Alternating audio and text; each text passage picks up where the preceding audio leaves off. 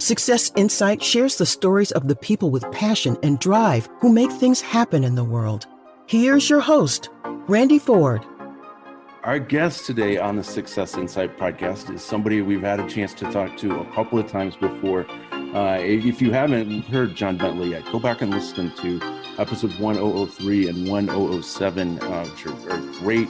And we're going to continue some of that conversation today. Welcome back to the podcast, John. Hey, Randy, thanks so much. I'm excited to be with you again and look forward to our dialogue.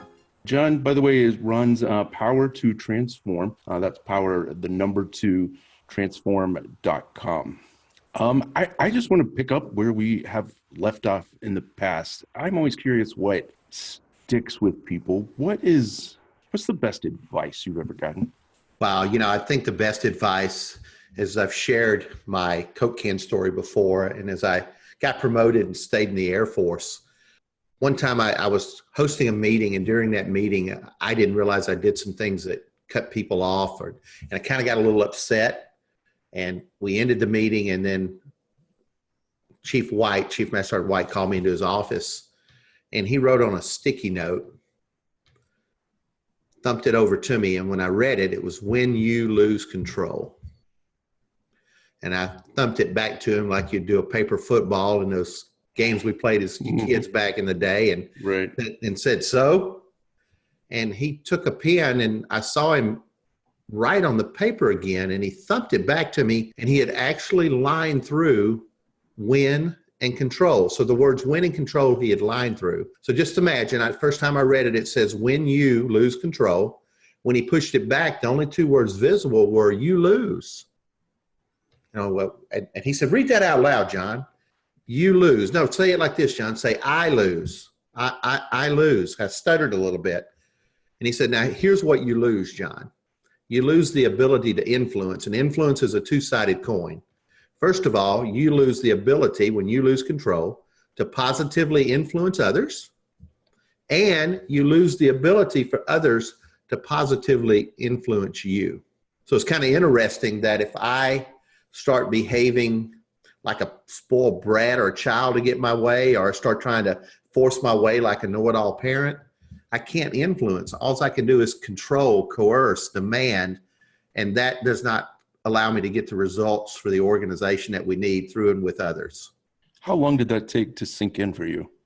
It really caught me off guard immediately. It almost took my breath away. In fact, I just kind of sat back in the chair and went, wow. And I'm getting goosebumps right now again. It's almost like I'm back there. It had such an impact. Not sink in, it didn't take long, but it took time for me to unlearn why I behaved that way. Because it really added on to the Coke can experience that we talked about earlier. So it was unlearning things I had learned as a child growing up, to be more of an adult and be present in the moment, to be able to positively influence others and positively be influenced to get results through and with others. Have you shared that advice with anybody else who is kind of facing the same challenges that you were facing at the time? Yeah, I've got someone that I'm coaching right now, and very similar to my experience growing up, where I grew up believing I had to be perfect. I had to do everything myself and don't trust others. So this individual is going along the same lines. They tend to believe that nothing they do is good enough. So when someone sees the world different than they do, or has a different suggestion, they kind of get a little bit frustrated or angry and lash out. And I think sometimes when they see that, ooh, you lose, none of us want to lose. And I like to win, but I don't like to win at the cost of others now. So that's kind of been my value shift. So this individual, we're helping them to realize that, hey, what story are you telling yourself in your head when you see that anger coming up because someone asks you a question or challenges you, that really it's your past experience coming into the present, and it's managing you now instead of you managing it. In fact, that's one of the things my grandmother would tell me growing up, because I'd get angry and frustrated when I couldn't do something or wouldn't go right. And she said, what you don't manage manages you. And so that's another thing I share with people. In those moments, if you can't catch yourself or call a timeout when it's needed, that emotion's going to take over. And again, you're going to lose control.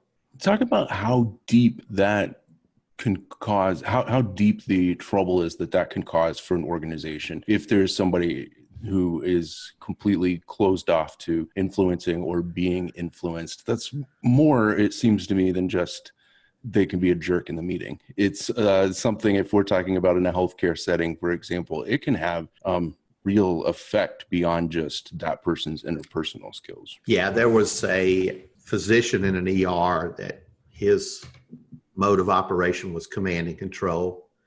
And you had a high turnover going on in that department. People would call in sick. And you can imagine in an emergency room, especially, I think it was a trauma 2 center, that if you have people not on duty when they need to be on duty, the impact that can have on patients. Also, it's what I call a derailment factor. A person's inability to really be able to engage others in a way that makes sense to them. And here's the way I like to say it. If I can't enter your space the way you think, the way you like to behave, in a way that makes sense to you, I never earn the right to speak into your listening, because I'm always aiming myself at you. And here's what happens. I'm going to try to force or coerce you more and more, make it more difficult, or I'm either probably going to try to do everything myself. And in either of those cases, what I'm doing is truly destroying trust with you, and also thinking that you don't have value and I do. So when I see myself as having value and you don't, I turn you into a thing. And all you can do with a thing is control it, push it, shove it, force it. You'd never get anything back from them, their talents or their insights to make things better or to move us forward toward our goal. Which you have said to me before is what consensus is all about. It's about, it's not necessarily everybody agreeing on everything, but it's about everybody giving all that they have toward the same goal.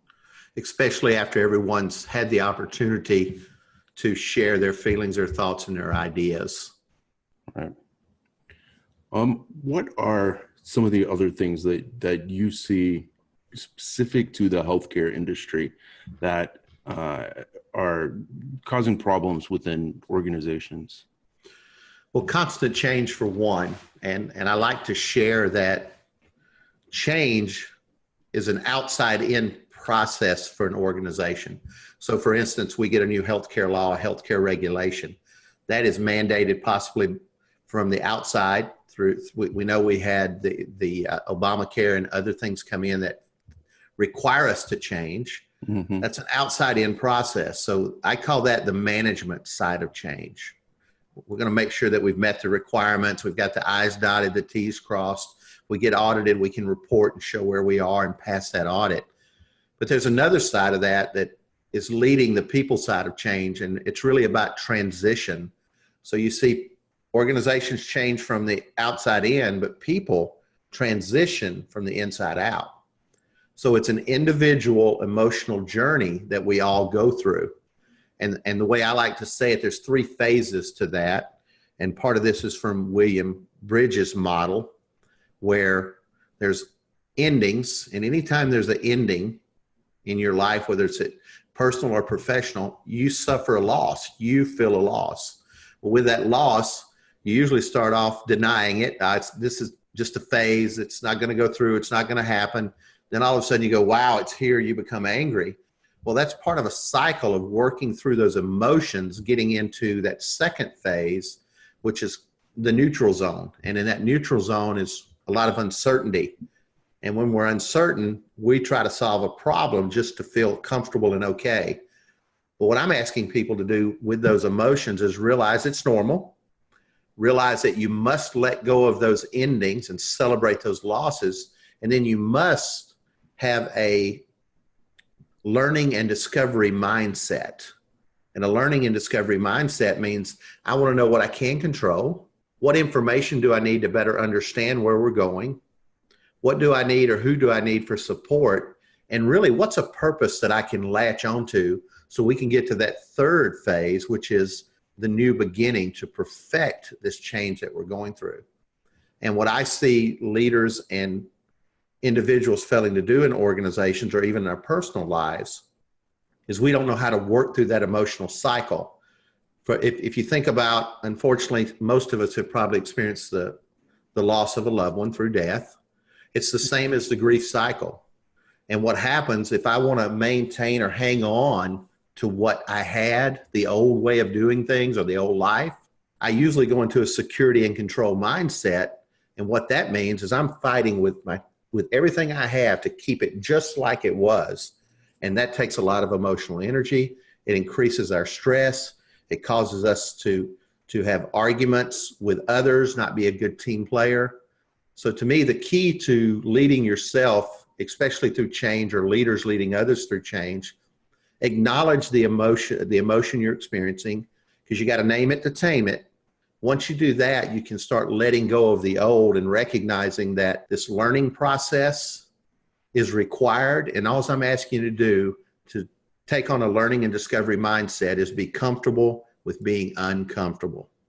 And you'll move through it much faster and focus on that goal you want to achieve. You were talking a little bit earlier about your time in the Air Force. What are some of the leadership lessons that you learned there that you try to help people understand now? Or what are some of the things that you had to overcome about the structure and leadership within the military? Well, right after I got promoted and got to stay in the Air Force, because that was their story from the beginning, I was supposed to be getting out.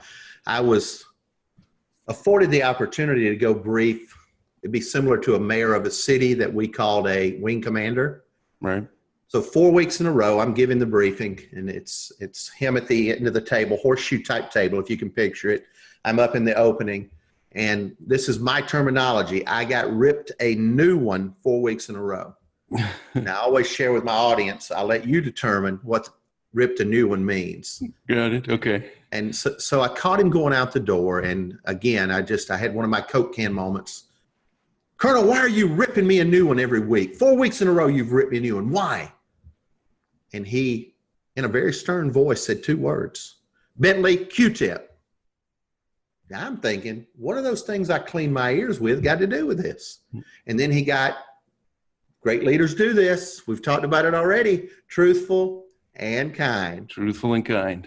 He said, John, and notice his tone changed. John, quit taking it personal. It has nothing to do with you. It has to do with the information that we need to disseminate. We have missions all over the world, John.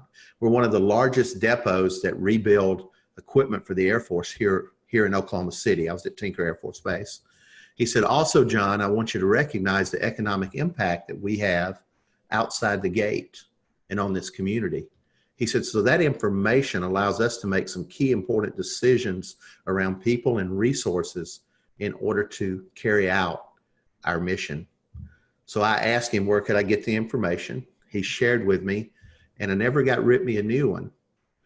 But for the first time, I started realizing that what I do makes a difference, not just in my little area, not just my little job description, but I'm having an impact around the world and in this community, because now I understand why I do what I do and how important it is to others. So it gave me a real sense of purpose. That's what it did. And your briefings changed after that? I had the information he needed, and I started thinking about what questions I might get answered. And I started attending other key commanders' briefings to see what questions they asked and what they were looking for. So I became more invested in the outcome and becoming kind of like a roving reporter, so I could be my best so others could be their best. It strikes me that some of your biggest moments that you talk about as teaching moments from earlier in your life were the times when you almost felt like you were in trouble. They were tougher lessons to learn. I don't know if they were tougher. Well, what I like to say is that I was afforded opportunities because people saw in me my potential, and they created opportunities where I could change that potential into high performance that could then deliver a desired payoff, not only for me or others. So the lesson is, when things don't go well, when things don't go right, just stop. Just stop and say, hey, what is it that I can gain from this? Because I'm supposed to go through this. And because I'm supposed to go through it, there's something that's going to help me become who I'm designed to be. Jim Cathcart, one of my favorite Hall of Fame speakers, been around for over 40 years, is in his 70s. And he tells a wonderful story. I won't tell the story here, but he says, here's the question we need to ask ourselves, no matter what you're trying to accomplish. So I'll use it as myself wanting to be the best leader I can be. And I'm getting ready to do something I've never done before. Let's just use that as an example. How would the leader I'm becoming do what I'm about to do? So I've had to define what type of leader I want to be, list out my values, and then just ask myself in that situation, how would the leader I'm becoming do what I'm about to do? So my 3 values are welcome diverse thinking, because it delivers the best opportunity for success. It's inquire with curiosity to gain buy-in and commitment, and never stop serving with the talents God's given me. So that's the acronym for WIN.